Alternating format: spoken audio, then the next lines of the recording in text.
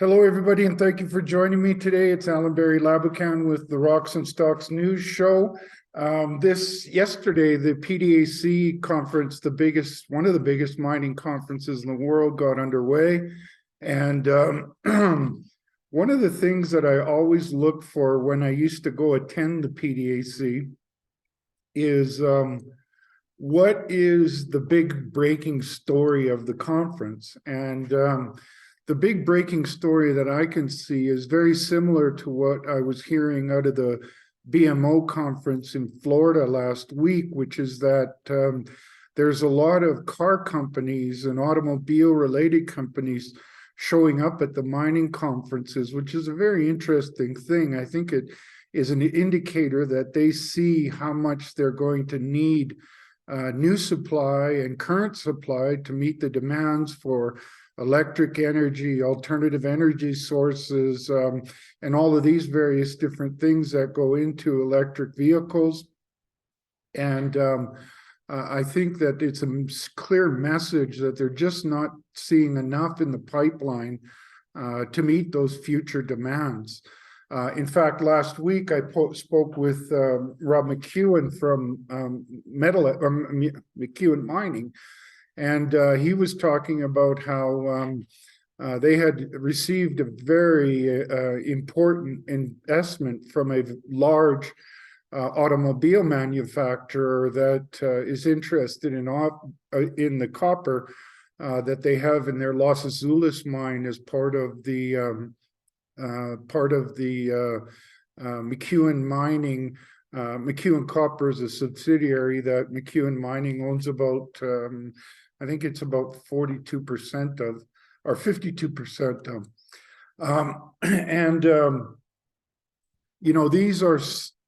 This is a wave that I think is going to happen for many years. If you look at, for example, the supply chain of copper, it's in a pretty dire straits to meet the demand needs that the electric vehicles and the electrification of the emerging economies that are going to need a lot of copper. Plus, you've got a very aging infrastructure in the United States that to meet the demands of alternative energy and the electric vehicle revolution, it's not going to be able to be built on the aging infrastructure. They're going to need to rewire the country, and that's going to take a tremendous amount of copper. Then you look at this at the supply-demand equation, and on the supply side, the inventories at the metals warehouses are at all-time lows. There's a matter of days worth of demand supply for the demand that comes in daily, and this is sort of indicative of the total copper mining business, in that there just hasn't been enough new discoveries that turn into development of new mines and then new mine production. Most of the production is coming from the old mines that are getting very old in a lot of cases. And so, basically the industry needs a lot of capital to go into exploration for copper, zinc, lead, silver, gold, other industrial metals to meet all the demands of the future. I recently listened to Ross Beatty, who's a pretty sharp guy and understands the mining sector, and he says he's never seen a time when every element on the periodic table is looking so bullish. And a lot of that has to do with decades of underinvestment in exploration to replace the old mines. I mean, you even look at some of the recent mergers and acquisitions. Newmont has taken a shot at buying Newcrest, but that doesn't add any new supply into the mining sector, for demand. It merely puts Newcrest's production into Newmont's banner. But the bigger problem is that the finding those new gold deposits to replace the old gold deposits is not going very well. And a lot of this supply issues on all of these various different metals comes down to long periods of underinvestment to find new supply and to make that into new mines. A lot of these mines are suffering from long periods of high grading the deposits, not in the last wave of consolidation from 2001 to 2011. Certainly a lot of the major mining companies added resources, but turning those resources into mines is proving to be difficult. More evidence that you're having problems with gold, silver, and other commodities as you're seeing the head grades of those metals on the decline. And that has a lot to do with high grading of the deposits. So, you know, there's a lot of metals that need a lot more investment. And seeing these auto companies coming to things like the PDAC conference and the BMO conference is a good example that just how concerned they are for future supply of the metals that they need. We need in alternative energy, we need in for electric vehicles, we need to get the power out to the electric vehicles and into batteries, and the batteries need lithium and nickel and other commodities to make them work. And there's just this tidal wave of car companies that want to get into the electric vehicle revolution. And so there's building and building on a daily basis, more and more demand for electric vehicles, and you're going to need to wire your electrical system to get that energy to those batteries. So I don't think it's a wonder. In fact, about a year ago, I predicted that this is exactly what would happen, that to meet all these demands, the end users are going to have to start working with mining companies in order to secure their future supply. Without that supply, they're going to have some real bottlenecks. And so I think that we're going to see a much better market. I think 2023 is going to prove to be a very good market for a lot of metals. So let's talk about one of the big drivers of what drives the price of commodities. And one of those is the US dollar. The most highly watched price for in metals is what it's doing against the US dollar. Now, back in September, it peaked and then it came into a big correction, went through a death cross in January, but then had a very solid February. But I think it's getting really overbought here because there was some speculation, if you will, that the Federal Reserve might have a lot higher to go on their interest rates. I just don't see how that's possible. They're going to be running a big deficit between what they have to pay out and what they're bringing in from their big balance sheet. And so I don't think that there's too much more room left in the raising of interest rates. But this action here is suggestive that the currency markets are feeling like there could be a series, maybe 3 more half-a-point moves, which would take it up to 6%.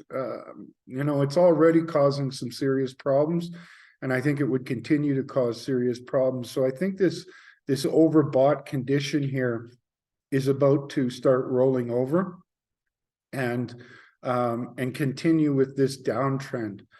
Okay, so I'm going to switch over to gold here and GOLD, and I'll show you the inverse of what's been happening as the swings in the price of gold. So as you can see back here in early November, well, in September, October, and November, gold had a triple bottom. Then in early November, it had a spectacular breakout. took it through the end of the year much higher, and then had a excellent January to bring it up to around 1970-ish. And then when the US dollar started to gain some strength, the gold price came under pressure. But as we've come into March here, it's starting to gain back and is now almost trading at that 50-day moving average.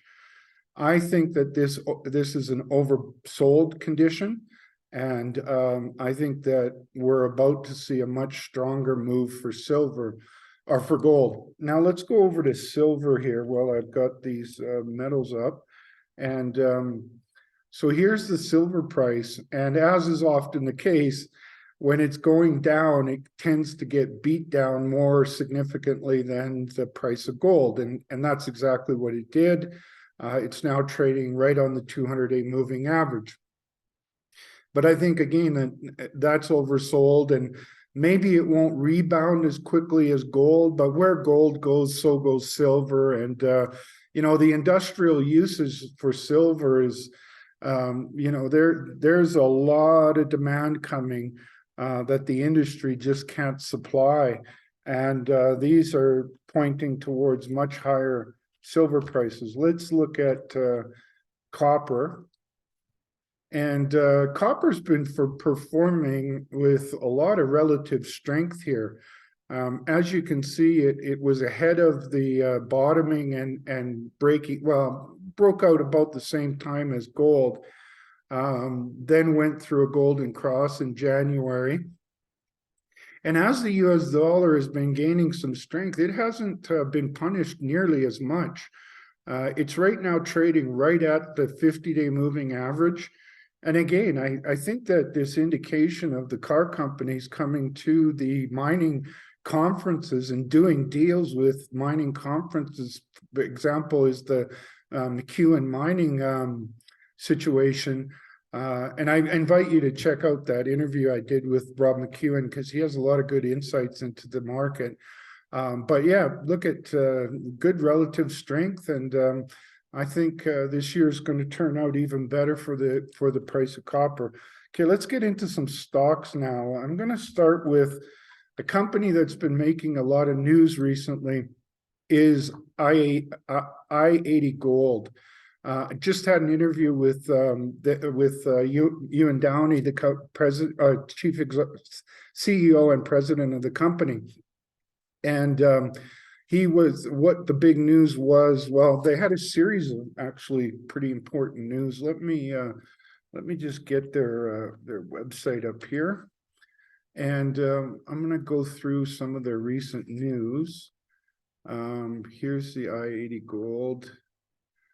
Get to investors press releases. Okay, so in a short period of time, they've had pretty good news out. They announced a $50 million financing that was up to $65 million.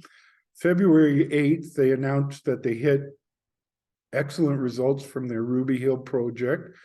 Then February 21st, they had a teach-in or a webinar, and they talked about some very impressive targets. In fact, in that interview that I did with you and Downey, that you can find on my YouTube channel at Rocks and Stocks News, or on my Substack at rocksandstocks.substack.com, you'll hear some really important stuff and some hints of good news to come. Then they closed that financing for, what was it, $65 million. They had expanded their mineralization at the hilltop at Ruby Hill. Lots of great news in there. And then they made an offer on February 27th, so about 10 days ago, that they're going to take over Paycore Minerals. And what's interesting about that is Paycore has a CRD discovery about 2,000 meters from i-80 Gold's Bonanza grade CRD in Eureka, Nevada. And right in between those two projects is a big geophysical anomaly, and they've recently been drilled. It's completely contained on i-80 Gold's ground, but they recently did a drill hole into that IP anomaly, And I think they're pretty optimistic based on the conversation I had with you and Downey this weekend, that they're hitting what they want to hit. They're hitting what they like to see. And so then we also talked about this acquisition of Paycore Minerals. Both of these companies are sponsors of my shows, and I featured them because I was in very early seeing these remarkably good and high grade to bonanza grade CRDs that both of these companies are finding around 2,000 meters apart. And so I-80 has made a takeover offer for Paycore Minerals that I believe is a good deal for both companies. The reason that I say that is Paycore Minerals is an explorer, and they're moving towards they were moving towards drilling and an updated resource. And what they will avoid by doing this deal is there's what's called the Lassonde curve. It's a very important path of the way that valuations in mining companies go during the exploration success.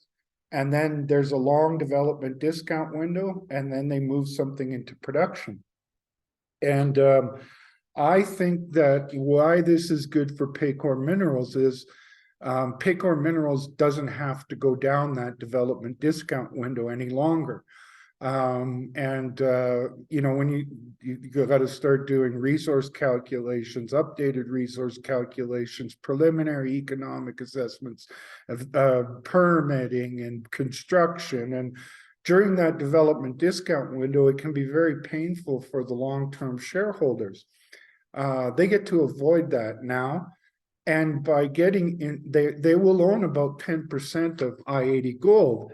Then you look at the remarkable group of assets that I-80 Gold has. They've got a great project at their Bonanza CRD that they have in Eureka, Nevada. The valuation of that rock is of the metals in that rock is just off the charts, and very valuable rock, some of the most valuable rock that's being found anywhere in the world right now. And I think that that's going to be a mine of the future. And now Paycore can be involved with that effort because they will own shares in I-80 Gold. It's a share deal, share swap. And then I-80 Gold also has a exciting gold deposit to the west side of the Archimedes pit. The Bonanza CRD is to the south. To the west, they've got this Ruby Deeps and 426 zone and a new zone developing directly underneath the pit. And that looks like it could be a future gold mine, a very profitable future gold mine, and a big one. And the story doesn't end there, because they've got this big geophysical anomaly that sits on their property in between the Bonanza CRD that I-80 Gold has and the CRD that Paycore has. And right in between is this big geophysical anomaly that sits on some cracks in the earth called faults. And that's what makes the path of least resistance for the metals bearing fluids to make their way up. And it's a huge geophysical anomaly. And I get the feeling that they're liking what they see in that. And then right below the Archimedes pit, slightly to the north, is a big geophysical anomaly that looks like it could be the porphyry or the heat engine for this entire region, the immediate region in a, let's say, 5,000 or 6,000 meters area. And that looks very exciting. And then they've also got a skarn deposit on the east side.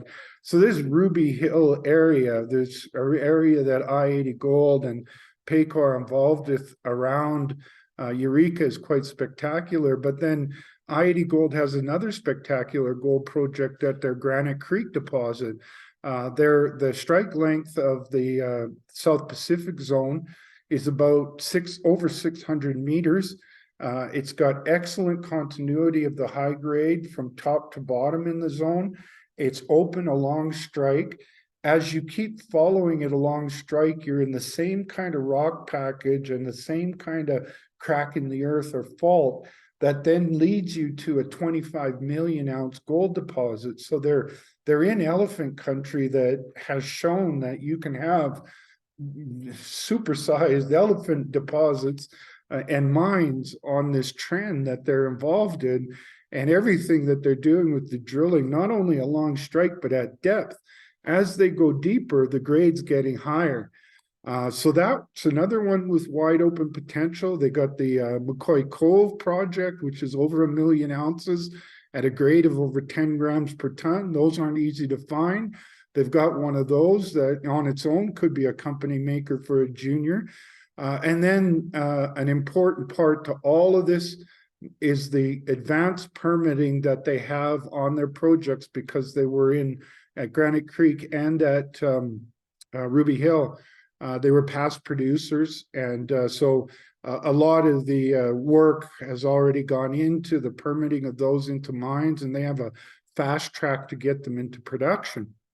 So then you start asking, well, how are they going to process this material? And about 1.5 years ago, they did a deal to get a facility to process their refractory ore. And they're one of only 3. The Newmont and Barrick are the ones that own one of those kind of facilities.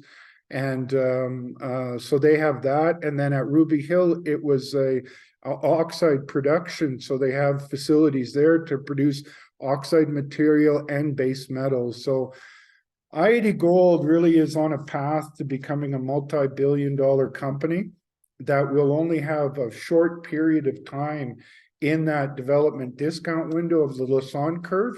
And I think they've got a great future. And now the Paycore Minerals shareholders will be part of that great future. And a lot of good things to say about that. All right. My company, Advanced Lithium, made some news last week that has had us trading quite aggressively. In the last 4 days, we've traded about over 40, around 35 million shares, and it's quite a. Here's what we announced: Advanced Lithium enters discussions with Mexico's national lithium company Lithium to form a joint venture. We are in conversations with them. We're working towards a possible joint venture. And I think that what's some of the important things to look at is Mexico wants to become a lithium mining country. And then you got to look at the possibilities of which project can make that happen the quickest. There's a big deposit of lithium in claystones up in Sonora that's in a claystones.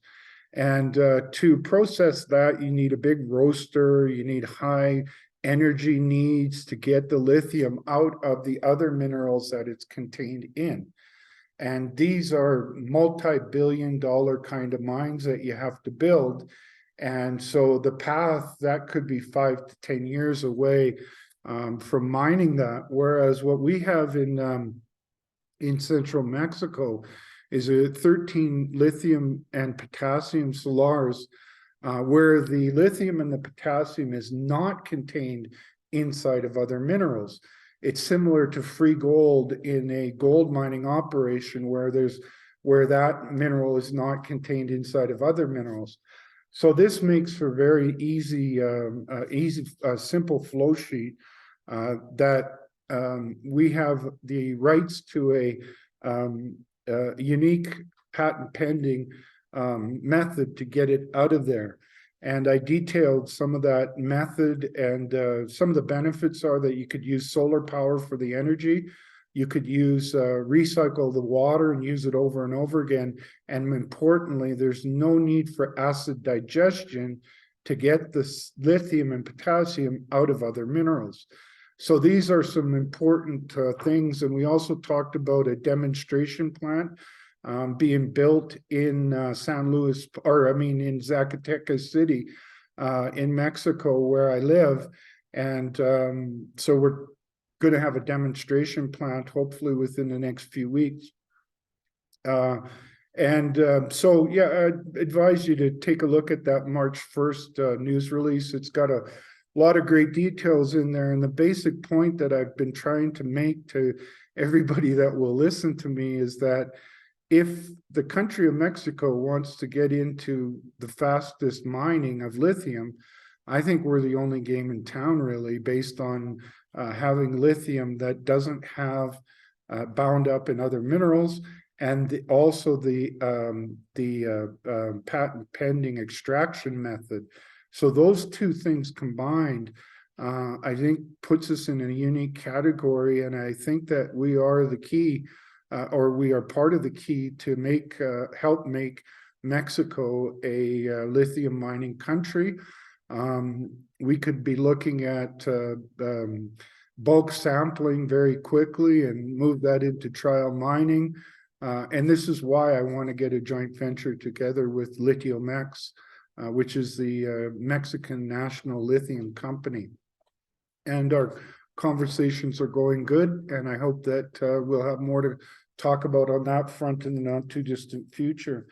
Okay, some other companies I want to talk about today. I did briefly mention McEwen Mining. Let me bring up McEwen here.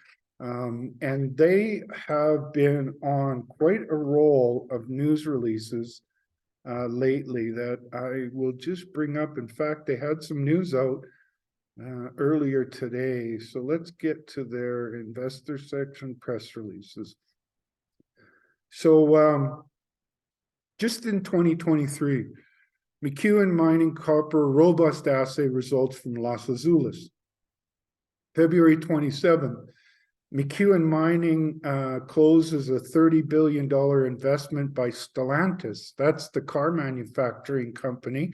They have Abarth, Alfa Romeo, Chrysler, Citroën, Dodge, DS Automobiles, Fiat, Jeep, Lancia, Maserati, Opel, Peugeot, Ram, Vauxhall, Free to Move, and Lessys are the cars that they produce. And they did this financing that Rob McEwen and I talked about last week. I would advise you to go to my YouTube channel to check that interview out, because we talked not only about Stellantis, but then the same day, McEwen announced an additional $30 million investment by Nuton, which is a Rio Tinto venture. And Nuton has some technology to recover a higher grade of the copper in the ground and do it faster. This could have some very big economic ramifications. And right now they're working on a preliminary economic assessment, and they do plan to pump the data from the Nuton studies into that preliminary economic assessment. And then today, March the 6th, they announced some excellent drill results. The part that really stood out to me is, here's their conceptual preliminary economic assessment pit. And then look at even below that pit, they're getting some pretty spectacular mineralization underneath there. So it's looking pretty darn good. Here was the infill. Look at the distribution of the copper. 236 meters of 1.39% copper. They got more copper over here, well underneath that conceptual pit. So they got a lot of great things going on right now. And let me pull up their stock chart. And I think you'll see some exciting things in the stock chart. As you can see, it bottomed out back here in the summertime, and then has been on a very good move as they keep doing work and making announcements about their efforts on their copper project, and had a golden cross here late in December of 2022, is now trading well above the 50-day moving average and the 200-day moving average. And it looks like both the 200-day and the 50-day are turning bullish. Another bullish move for the 50-day, and the 200-day is bottoming and looks to head higher. So that's an exciting situation. Okay, the next company I'm going to talk about is another sponsor is Dynasty Gold. Dynasty announced some pretty spectacular assay results from an orogenic gold project in Dryden, Ontario. You see here it made a pretty remarkable breakout that took it through a golden cross, still trading above the 50-day moving average. I'm a big fan of this project because I'm a junkie for orogenic gold deposits because they have a lot of high grade that can be very low cost production. And what stands out to me on this project is that they've had 4 holes now that are showing continuity of the high grade to bonanza grade, including grades of 1.5 meters at 246 grams of gold. When you start hitting those kind of grades, what that tells you in an orogenic gold system is that they've gone through a seminal moment, and you know, the next steps will be to continue to follow that continuity of the bonanza grades deeper. And another thing that's quite exciting is right below this area where you've got some continuity of the high grade to bonanza grade, there's a deeper parallel, potentially a parallel high grade hit below this. So I think they've got a hell of a good orogenic gold system discovery here. When they start hitting that bonanza grades and high grades, and it has continuity, that's a seminal moment for an orogenic gold system. And I think that they've got an exciting story. While I'm talking about orogenic gold systems, I'm also going to talk about Sokoman Minerals. Sokoman also has an orogenic gold system. They're in Newfoundland, and they recently hit some, a few months ago, they hit some bonanza grades of high grade to bonanza grade gold in what looks like it could be associated with their eastern trend zone, or it could be another zone. But what is important is that this is the deepest drilling they've done, and that's where they're hitting these bonanza grades.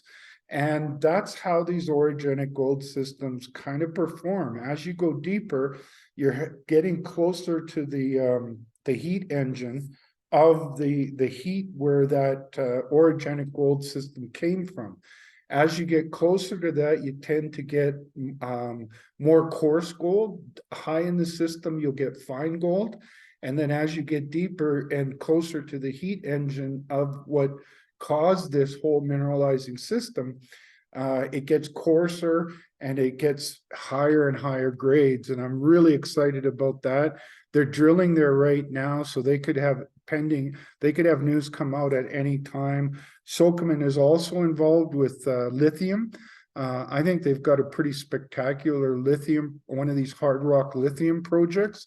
And go to their website. I recently did an interview with Tim Proud.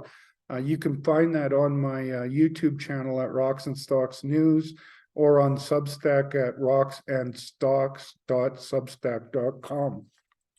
All right, I'm going to go back to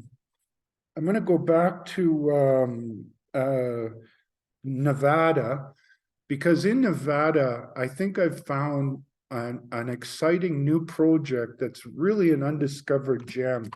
It's a company called Athena Gold, and Athena's in the western side of Nevada in the Walker Lane trend. I'm just going to bring their presentation up here. I did an interview with them recently, as they're a new sponsor of my shows, and had a great conversation with one of their key people, and I invite you to check that out.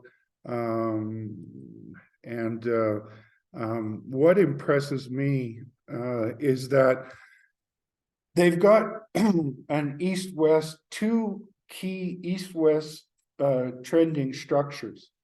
And right in between those 2, they've got a big alteration package. And so when the fluids that carry the gold and silver up to surface interact with the country rock, it chemically alters that.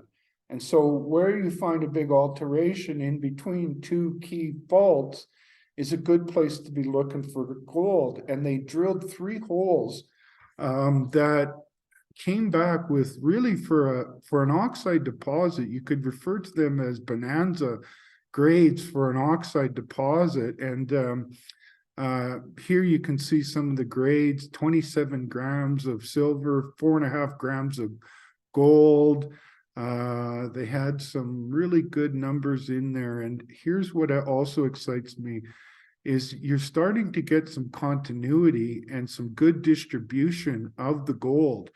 That's a very exciting situation. And I think they've got a heck of a good story here that is not well known yet, but I think it's going to be well known. So here's those 2, here's one of the faults, here's the other fault, and all in here is the big alteration package. You've also got 2 faults coming together here.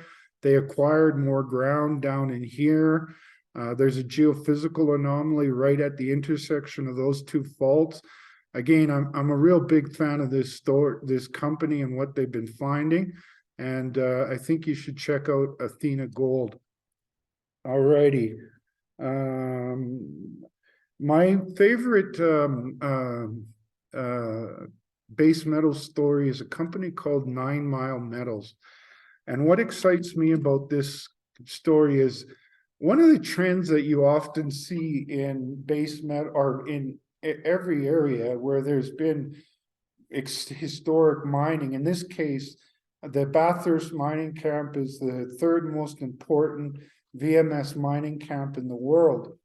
But a lot of that work was done decades ago. And a lot of times what happens is you come in with new technology, new geophysical techniques, new views on the mineralization, and that is often results in new discoveries. 9 Mile Metals found this very thick lens, about 10 meters thick, with excellent grades, including up to over 10% copper in it. And that, when you find a lens like that, it's a good indicator of where the rest of that system is likely going to be big and high grade as well. Then they stepped over 20 kilometers away to their California Lake project, and they used these new geophysical techniques and filtering using big data and algorithms to flush out the noise of the geophysics and vector into where they should drill. And sure enough, they found excellent intersections of massive sulfides over there with very good grades in them as well. So now this company that's gone into an important historical DMS mining camp is making new discoveries of massive sulfides. And right now, as we speak, they're drilling in close proximity to that lens with the high-grade copper in it. And I'm very excited to see them come out with some more news. And that could happen at any time.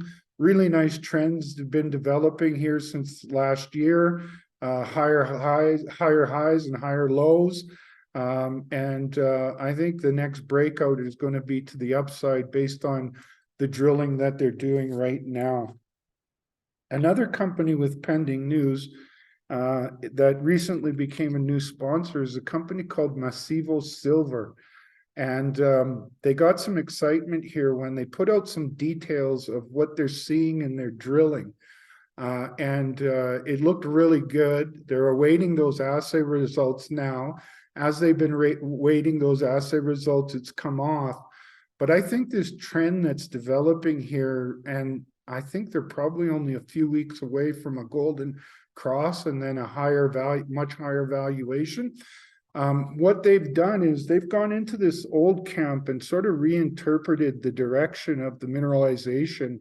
And they feel that the historic or the past drilling that was done by juniors on this project was sort of vertical holes, and and they should have been drilled at an angle.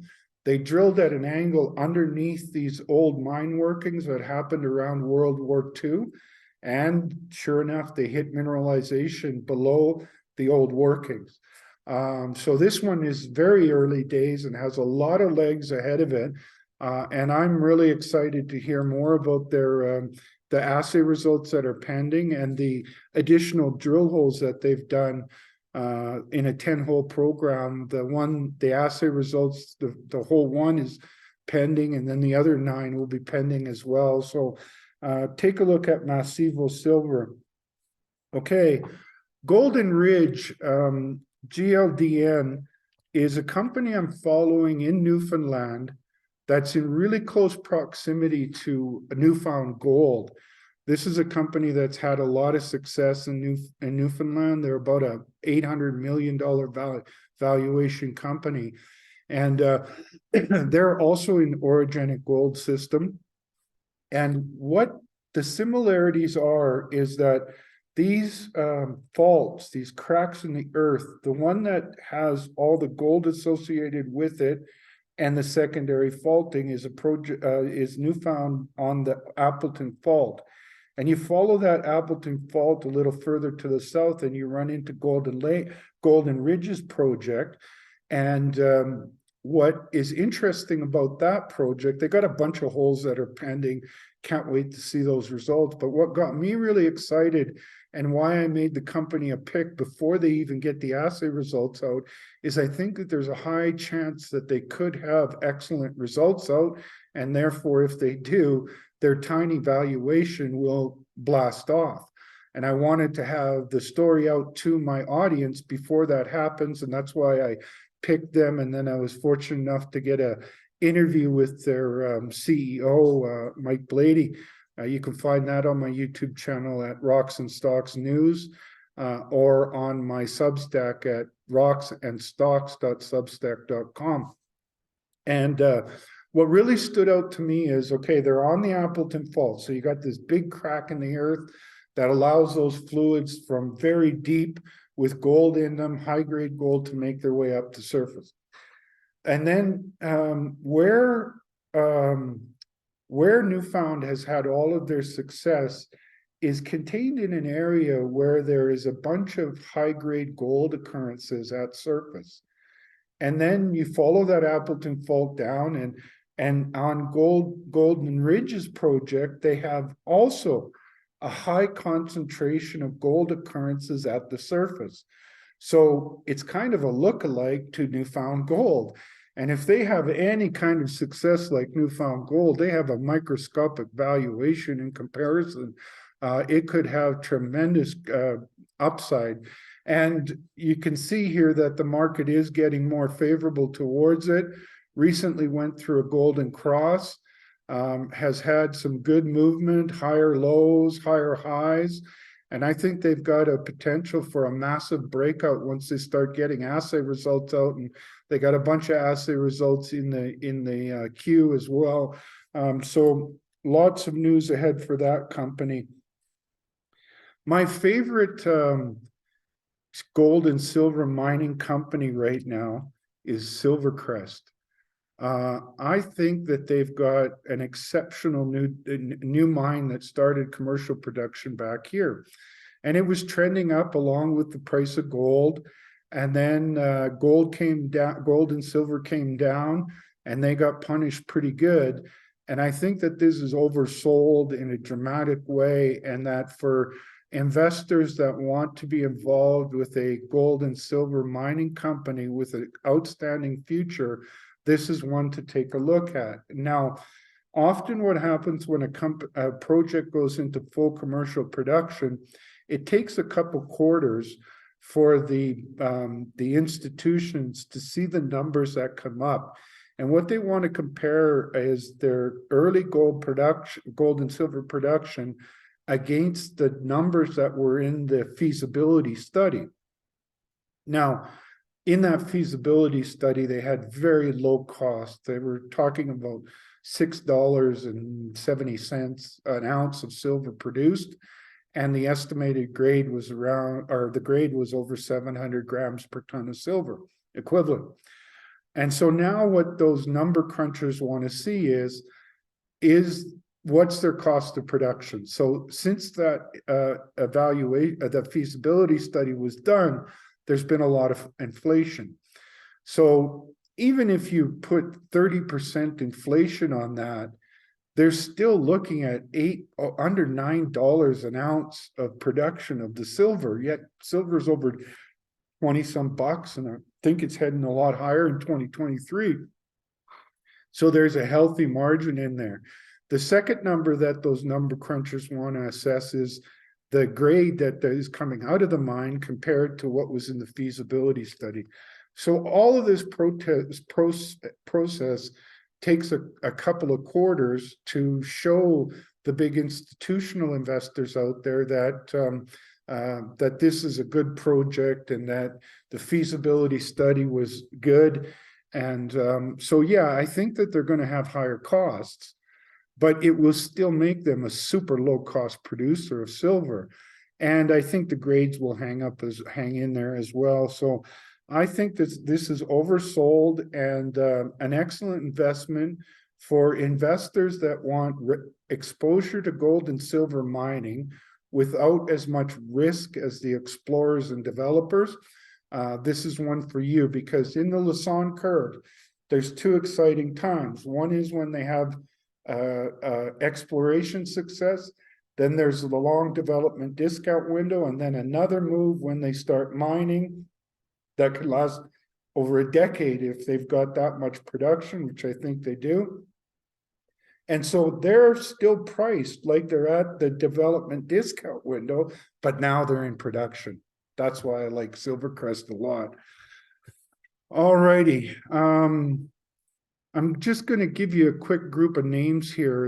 At the PDAC conference, there is something called the Core Shack. And when I used to go to the PDAC regularly, that was one of the places I spent a lot of time. And the reason I spend a lot of time is whenever companies want to show you their drill core, it's for a reason. It's because it's exceptionally good looking drill core. And so they have this core shack every year at the PDAC. And some of the companies that I follow closely that are in that core shack this year are HighGold. I talked about them at the beginning of the show. HighGold Mining.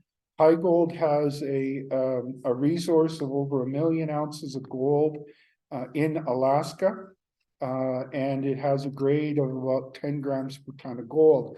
These are not easy to find.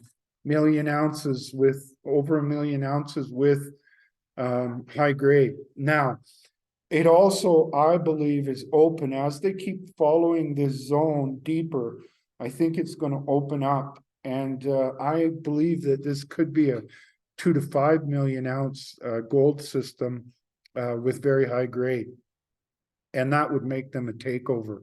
They have other zones on the property that look quite promising as well.